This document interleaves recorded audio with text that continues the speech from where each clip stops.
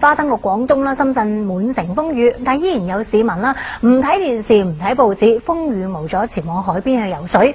於是乎咧，悲劇就發生啦。有個19歲女嘅小譚啦，喺大梅沙被一個海浪打傷，咁導致全身不完全性癱瘓。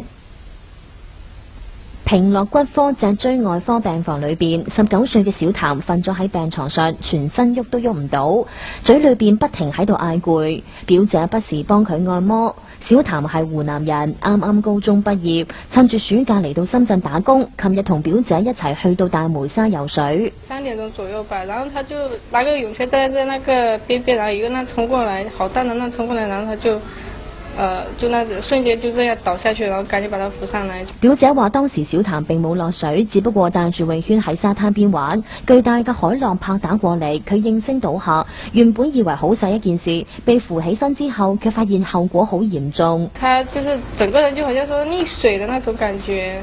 他意識是清醒的，但全身已經不能動了。見唔對路，表姐即刻呼救沙灘救生員，並撥打120，將小譚送到去附近嘅鹽田人民醫院。琴日下晝轉至平樂骨科醫院。送過來以後呢，這個小姑娘就是說她不能走路，就是說呢，在醫學上呢，就說稱的是不完全性癱瘓，正確的診斷就是說她是頸椎骨折脫位。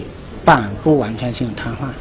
醫生表示，海浪拍打過嚟嘅時候，啱啱好打中小譚嘅頭部，導致頸椎骨折脫位，目前正喺度接受治療。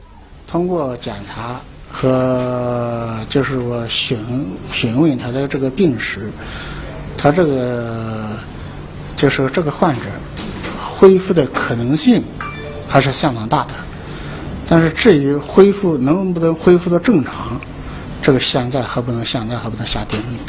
目前小譚嘅爸爸媽媽正從湖南趕嚟。表姐表示，平時唔睇電視、唔睇報紙，並唔知道颱風就嚟殺到。但係琴日喺大梅沙落海游水嘅市民並唔少，管理處亦都冇風險提醒。直到小譚出事，救生員先至呼籲市民停止落海。大梅沙最不好的一點就是，他有浪來的時候，他那個上面的救生人員他不會提醒他。我也有去過小梅沙，然後那個一有浪了，然後就那個遊客啊，他都會提醒他，就不准他說什麼衝浪之類的。但大梅沙卻沒有說去提醒。民生記者報道。